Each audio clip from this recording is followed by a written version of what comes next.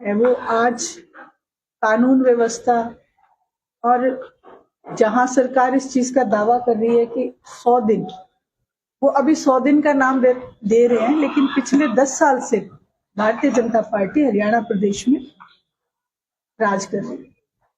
और कानून व्यवस्था इस तरीके की है कि आए दिन हम देखें तो रोजाना 3 से 4 रेप केसेस आ रहे हैं, 6 से 7 रॉबरी की और मर्डर की घटनाएं जो हैं आए दिन हो रही हैं।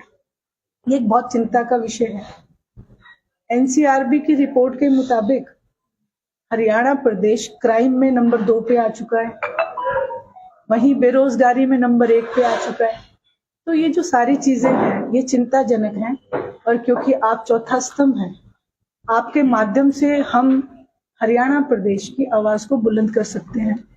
और इसी उम्मीद के साथ आप सबसे मैं मुखातिब हो रही हूँ, क्योंकि आप देखेंगे कि जो हमारे प्रदेश अध्यक्ष स्वर्गीय नफे सिंह राठी जी, उनका मर्डर हुआ, लेकिन आज तक उस चीज के ऊपर कोई संज्ञान नहीं लिया जा रहा, कुछ हमारे सामने तथ्य नहीं लाए जा रहे। वो एक हत्या हुई थी, लेकिन आज तक कोई भी रिपोर्ट सामने ऐसी नहीं लाई गई जिससे उससे पता चल सके कि किन लोगों ने की, कैसे की। वहीं आप देखेंगे कि शराब घोटाले के ऊपर, धान घोटाले के ऊपर पिछले 10 साल से हम इस चीज का इंतजार कर रहे हैं कि हमें न्याय मिले, जनता को न्याय मिले, लेकिन वो नहीं मिल रहा। आए दिन शीर्ष नेतृत्व जो है भारतीय जनता पार्टी के, उनके ऊपर आरोप लगते हैं, महिलाएं सरेआम आरोप लगाती हैं, लेकिन कोई संज्ञान नहीं लिया जाता। मेरा आप सब लोगों के माध्यम से सरकार से आग्रह है, विनती है कि कानून व्यवस्था को बहुत दुरुस्त करें। वहीं नौजवान युवा पीढ़ी जो है आज नौकरी की तलाश में हमेशा विज्ञापन देखती है। हमारे पीएचडी किए हुए और बहुत पढ़े लिखे जो युवा हैं आज ग्रुप डी में एक, मैं यही कहूंगी कि एक ट्रे उठा के और जो जाने का काम कर रहे हैं, वो इस चीज को दर्शाता है कि काबिलियत की कदर जो है वो बीजेपी के राज में कम हो चुकी। जहां तक बात रोहतक की है, रोहतक का अगर हम देखें एक शहर का, तो विकास के नाम पे ऐसा कुछ मुझे नया नजर नहीं आ रहा कि जो ना केवल रोहतक बल्कि हिसार आप देखें, सिरसा आप देखें, तो कहीं पे भी मुझे कुछ ऐसा कि जो सरकार के द्वारा कोई नई योजना, कोई नया प्रोजेक्ट, नया कॉलेज जिससे रोजगार मिले या शिक्षा के प्रति कुछ हो, तो ऐसा कुछ नजर नहीं आ रहा। वहीं अगर महिलाओं के लिए मैं बात करूं, तो चुनाव से पहले एक वायदा किया गया था कि 2100 रुपए हम महिला शक्ति को देंगे, लेकिन आज तक उसके ऊपर कोई इम्प्लीमेंट नहीं है। बातें बातें होती हैं, लेकिन इम्प्लीमेंट कहीं भी नहीं होता।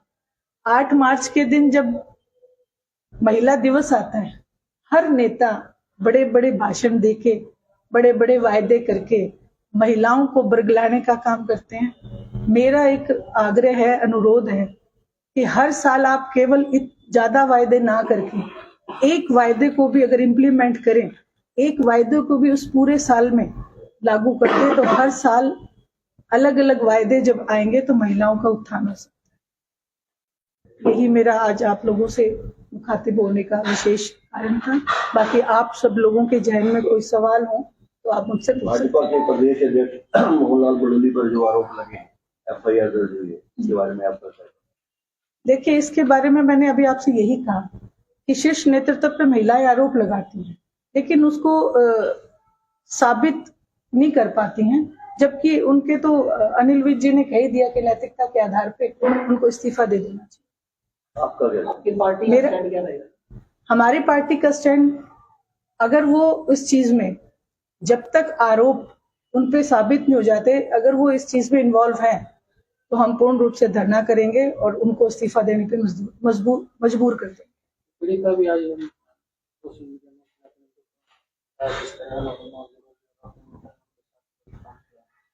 हाँ, पीड़िता ने सरेआम बोला है और वो बयान भी उनके दो, कहीं ना कहीं उनके ऊपर प्रेशर बनाया जा रहा है, कहीं ना कहीं उनको दबाया जा रहा है, हमें सच्चाई से वंचित रखा जा रहा है। ये सरकार का दायित्व बनता है कि सच्चाई से वाकिफ कराए। इसमें उनके नेता की भी छवि ठीक रहती है और उस महिला को भी न्याय मिल जाता है और सरकार की प्रणाली के ऊपर भी कोई सवाल नहीं उठता। मैं विधानसभा चुनाव में 2 सीट तक सिमट कर रह गई जो कभी सत्ता में थी, तो इस पर कोई मंथन नहीं हुआ, क्या वजह रही है? संगठन को मजबूत करने के लिए क्या कुछ किया? जी बिल्कुल, इसके ऊपर भी पहले तो पार्टी मीटिंग बुलाई गई थी और इस मीटिंग का उद्देश्य ये था कि हर डिस्ट्रिक्ट में अभय सिंह जी और हमारे आदरणीय प्रदेश अध्यक्ष वो जाएंगे और लोगों से इस चीज के ऊपर मंथन करेंगे। लेकिन बीच में एक दुर्भाग्यवश हमारे जो पार्टी सुप्रीमो आदरणीय ओम प्रकाश जी चौटाला, उनका निधन हो गया, तो इस चीज में डिले हो गया। लेकिन मेन मोटिव जो है, मेन कारण जो है, उसको तलाशने की कोशिश की जाएगी। जहां तक पार्टी को समझ में आया, शीर्ष नेतृत्व को जो चीज समझ में आई, वो सिर्फ एक ही बात है कि जो किसान आंदोलन था, किसान आंदोलन में किसान जो बॉर्डर पे बैठे थे, उस दौरान आदरणीय अभय सिंह जी चौटाला ने इस्तीफा दिया किसानी के पक्ष में एकमात्र सीट होते हुए। लेकिन उसके बाद जो नतीजे जो आए वो बिल्कुल विपरीत आए। तो जब इस चीज की गहन चर्चा की गई, जब शीर्ष नेतृत्व जो था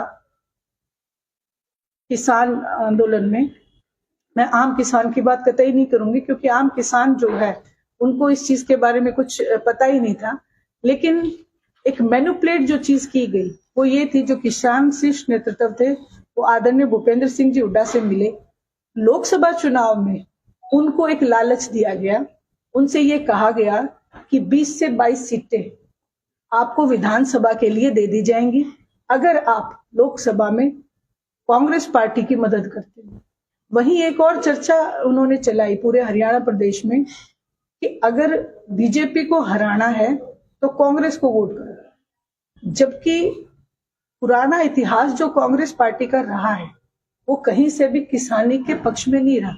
मैं तो हमेशा गांव-गांव जाती थी, एक बात बड़े खुल के कहती थी कि जो पूर्वज जो हमारे थे, जो खेती बाड़ी करते थे, उन्होंने अपने खेत में एक घास का नाम भी रख दिया था कांग्रेस घास।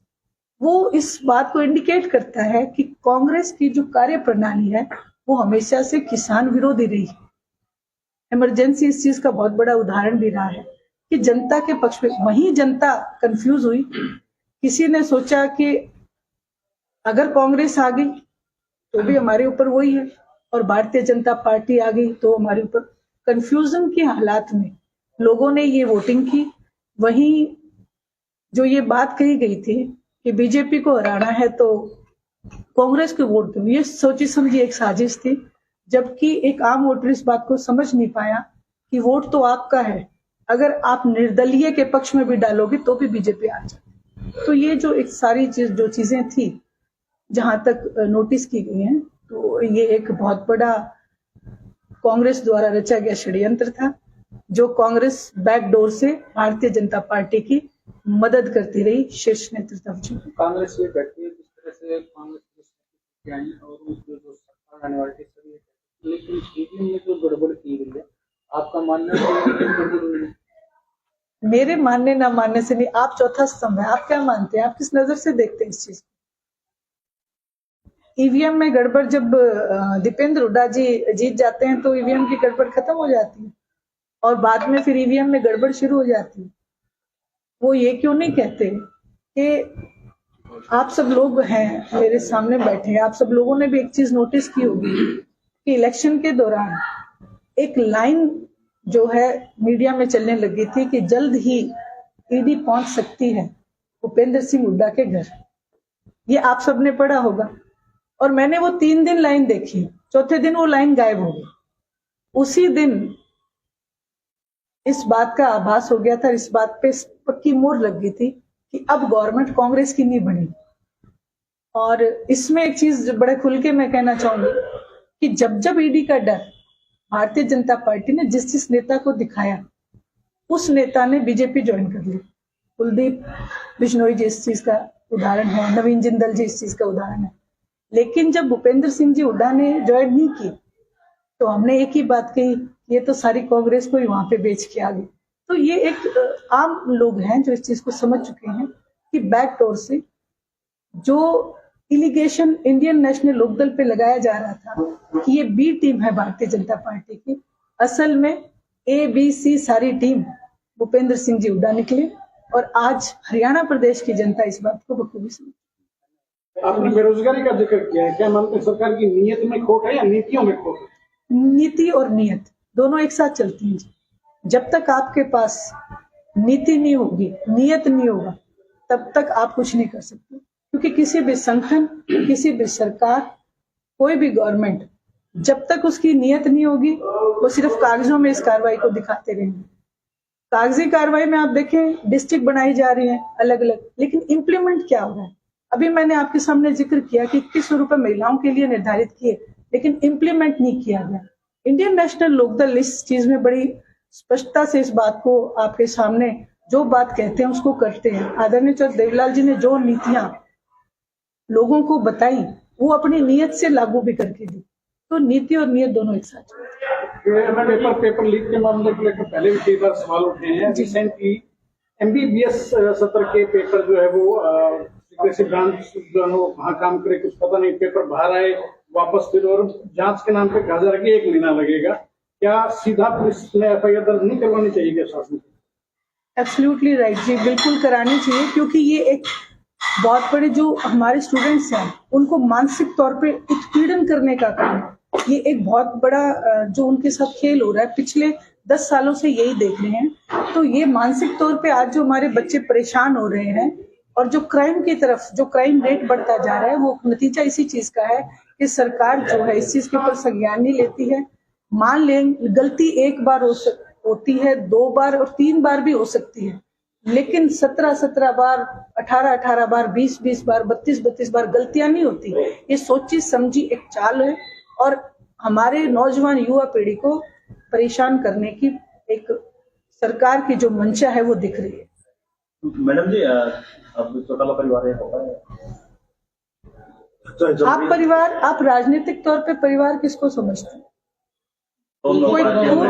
कोई खून के रिश्ते से परिवार नहीं होता जी। बात देखिए, क्या कांग्रेस और इनेलो एक हो पाई है? कहीं समझौते हो सकते हैं लेकिन एक नहीं हो पाते। जब राजनीतिक दल बन जाते हैं वो एक होना जनता जब कहेगी, आवाज उठाएगी और जो नेतृत्व जो है उसकी मंशा होगी वो डिसाइड करेगी। भाजपा के प्रदेश अध्यक्ष पर गंभीर आरोप लगे, एक IPS अधिकारी पर आरोप लगे, महिला आयोग ने भी गंभीर सवाल उठाए और उसके बावजूद कोई ठोस कार्रवाई नजर नहीं आती। क्या रीजन देखते हैं इसके पीछे? ऐसा क्यों है? स्थिति क्यों है? नियत खराब है या कोई मजबूरी हो सकती है?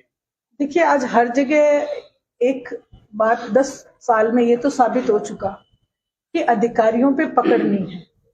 और राजा किसको कहते हैं? जो राज्य के ऊपर राज करते CM जो है, अगर संज्ञान लें तो क्या लगता है आपको कि ये काम नहीं हो पाएगा? कोई मुश्किल काम नहीं है। जब जनता ने एक राजा के रूप में, प्रदेश के राजा के रूप में सैनी साहब को बिठा दिया, तो सैनी साहब का दायित्व बनता है कि अपने द्वारा जो अधिकारी बिठाए गए हैं या जो भी नेता जो है पार्टी के चुन के आएंगे हैं, तो उनके ऊपर 1 मिनट भी नहीं लगना चाहिए। जनता को संतुष्ट करना उनका पहला एक ध्येय होना चाहिए, ना कि अपने नेताओं को संतुष्ट करना। क्या ये मुख्यमंत्री की कमजोरी कहेंगे? मैं कमजोरी तो नहीं कह पाऊंगी इस चीज को, क्योंकि जनता ने उन्हें एक मुख्यमंत्री बनाया, लेकिन कहीं ना कहीं उनके ऊपर भी दबाव है, क्योंकि सेंटर में जो भारतीय जनता पार्टी बैठी है और जो हरियाणा प्रदेश में जो नेतृत्व है वो पूर्ण रूप से उनके दबाव में काम करते हैं। आप सब लोग यहाँ पे बैठे हैं, आप मुझे एक बात बताएं कि अगर कोई आज हरियाणा प्रदेश के लिए कानून बनाया जाता है सेंट्रल गवर्नमेंट की तरफ से, तो क्या हरियाणा के CM हरियाणा की आवाज उठा सकते हैं? वो किसी भी रूप में नहीं उठा सकते, क्योंकि उनको शीर्ष नेतृत्व से दबके रहना पड़ता है। आपको मैं एक उदाहरण देना चाहूंगी। एक समय इंदिरा गांधी जी जो थी प्राइम मिनिस्टर थी और हमारे आदरणीय चौधरी देवीलाल जी मुख्यमंत्री थे। तो एक हमारे किसान नेता उनका जन्मदिन मनाया जाना था और आदरणीय चौधरी देवलाल जी एक किसान नेता का जन्मदिन मनाने के लिए जब जा रहे थे तो इंदिरा गांधी जी ने उन्हें कहा कि आप मुख्यमंत्री होते हुए ऐसा नहीं कर सकते। उन्होंने कहा कि मैं मुख्यमंत्री पद छोड़ सकता हूं लेकिन मैं ये जरूर मनाऊंगा एक किसान का जन्मदिन। लेकिन आज सैनी साहब से अगर कोई इस बात के ऊपर कहे तो वो ये बात कतई नहीं कह सकते, क्योंकि उनको दबाव में काम करना पड़ेगा और वो दबाव में ही काम करते हैं। आपने कैबिनेट का जब विस्तार करना था, जब मंत्री पद देने थे, तब भी उन्हें दिल्ली जाके ऑर्डर लेके आना पड़ा था, उसके बाद